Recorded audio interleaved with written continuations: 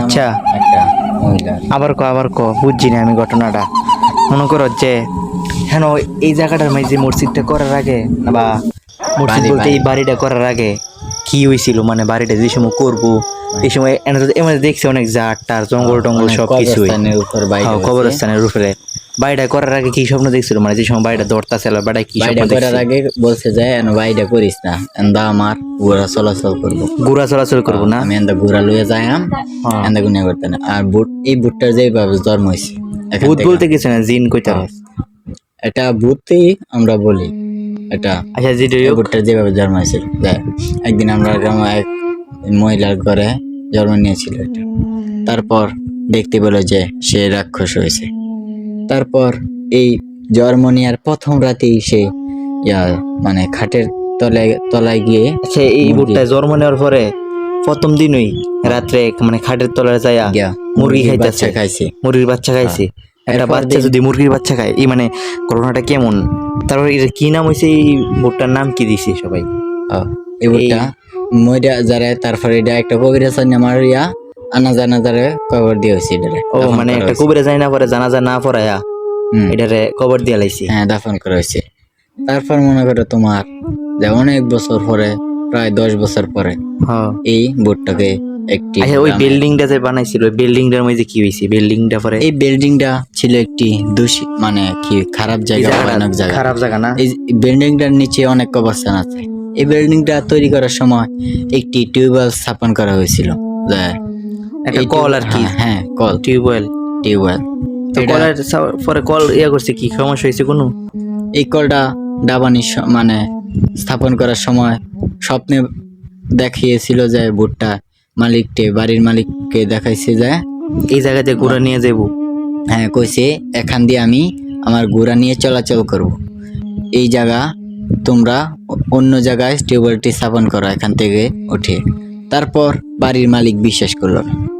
তারপর পরদিন আবার স্বপ্নে দেখালো, তারপর টিউবওয়েলটি এখান থেকে উঠিয়ে নিল। এই বুটটির নাম হচ্ছে চুললপত। তার চুল এতটাই লম্বা যে সে হাঁটলে রাস্তায় মাটিতে তার চুল মানে মাটিতে চুল অনেক লম্বা।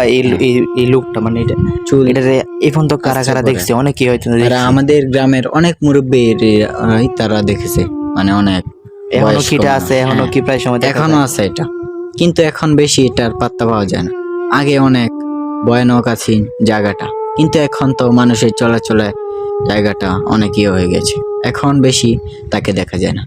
আমাদের মসজিদে একটি মানে ইমাম সাহেব এসেছিল যে আমাদের মসজিদে ইমামতি করে, তারপর এই বাড়িতে সে বউ বাচ্চা নিয়ে ভাড়া থাকছিল। তারপর কিছুদিন পর তার বাচ্চাটি একটু বড় হলো, বাচ্চাটি সর্বোচ্চ 1 বছরের হবে।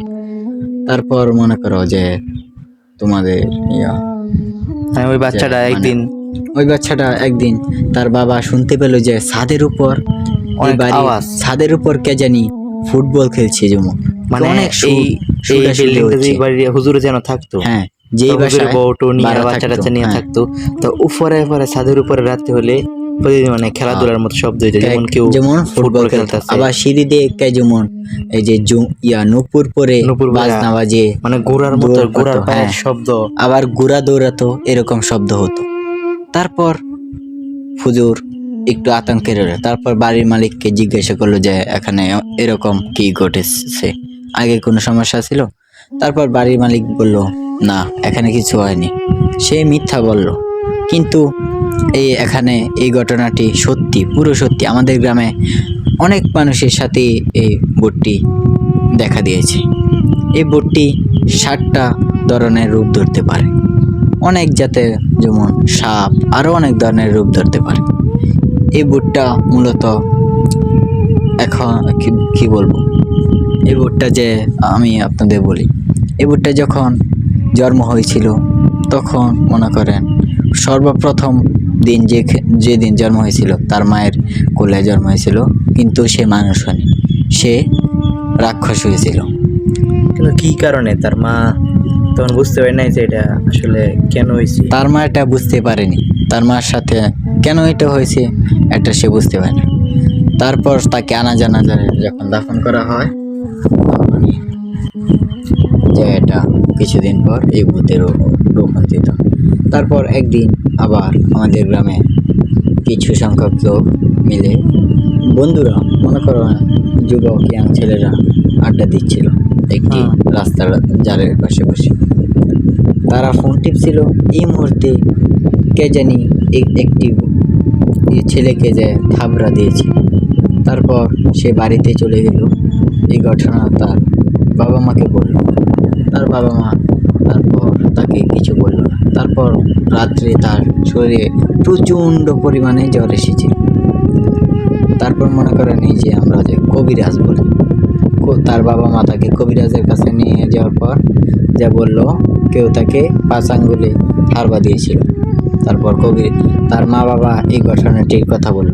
তাহলে কবিরাজ তাহলে বলল যে তাহলে সে এই কাজটি করতে পারে। আর এই ভূতটার যে আমরা বলছি কথাটি, সে কিন্তু অনেক ভয়ানক। কেউ যদি তার ক্ষতি কিছু না করে তাহলে সে কিছু করে না। সে মূলত রাত 1টা বা 2টার পরে মানে দেখা দেয়। একদিন আবার আমাদের মসজিদের মুয়াজ্জিন সাহেব আজান দিবে। সে একটু মূর্খ টাইপের, সময় একটু কমে বোঝে। সে একদিন রাত্রে 4টা বাজে, আজান হবে 4:30, কিন্তু 4টা বাজে সে মসজিদে আসলো আজান দেওয়ার জন্য। তারপর মসজিদে আসার সময় সে দেখতে পেল কে জানি বধূ সেজে রাস্তার পাশে দাঁড়িয়ে আছে। রাস্তার ঠিক একটি জারের বাম পাশে দাঁড়িয়ে আছে। সে বলল, তুমি কে? এত রাতে এখানে কি করছো? সে কিছু কথা না বলে এই মুরব্বী লোকটাকে মানে মুয়াজ্জিন সাহেবকে থুতু দিল। থুতু দেওয়ার পর সে একটু ঘাবড়ে গেল। তারপর মুয়াজ্জিন সাহেব বাড়িতে চলে গেল। কিছুদিন পর সে অনেক অসুস্থ হয়ে পড়েছিল। অনেক কবিরাজ দেখালো যায় এরকম ঘটনা। কবিরাজরা বলল সে যে জায়গা দিয়ে চলাফেরা করছিল ওই জিনিসটা খুবই খারাপ। আর ওই জিনিসটা সম্পর্কে আমি কিছু তথ্য পেয়েছি আপনাদের কাছ থেকে। এটা শুনে বুঝতে পারলাম যে ভূতটি অনেক ভয়ানক। গাইস, এটা ভূত বলবো আমরা, আমাদের গ্রামে সবাই চুলুলা ভূত নামেই চিনে থাকে। এই ভূতটি মনে করেন আপনাদের, আমরা জিন বললে এটা বলবো, আপনারা তো বলতে পারেন ভূত বলে কিছু না, কিন্তু আমাদের গ্রামে এটাকে চুলুলা ভূত বলেই চিনে। আজকের এই গল্পটি এই পর্যন্তই ছিল। এই ভূতটাকে নিয়ে আরও অনেক ঘটনা আছে। এটা আপনারা জানতে চাইলে এই ভিডিওতে সাবস্ক্রাইব করে চ্যানেলটি লাইক করে কমেন্ট করবেন যে এই ভূতটি নিয়ে আরও কিছু ঘটনা শুনতে চাইলে। আর আজকের গল্পটি আপনাদের কাছে কেমন লেগেছে অবশ্যই কমেন্ট বক্সে জানাবেন। ধন্যবাদ মারুফ ভাইকে, আপনি অনেক চমৎকার একটি ঘটনা আমাদেরকে শুনিয়েছেন। তো আমরা চাই আপনি আরও এরকম এই চুলোড়া ভূত বা যাই বলে আপনাদের গ্রামে যাই বলে থাকে ওকে, তো এমন আপনি আরও আমাদেরকে ঘটনা শোনান, আমরা চাই। আর যারা শুনতে চান তারা অবশ্যই কমেন্ট সেকশনে কমেন্ট করবেন, আমি সবার কমেন্ট দেখতে চাই। আর আজকে এই পর্যন্তই ছিল, দেখা হচ্ছে আমাদের পরবর্তী ভিডিওতে। সকলকে ধন্যবাদ জানাচ্ছি। আসসালামু আলাইকুম।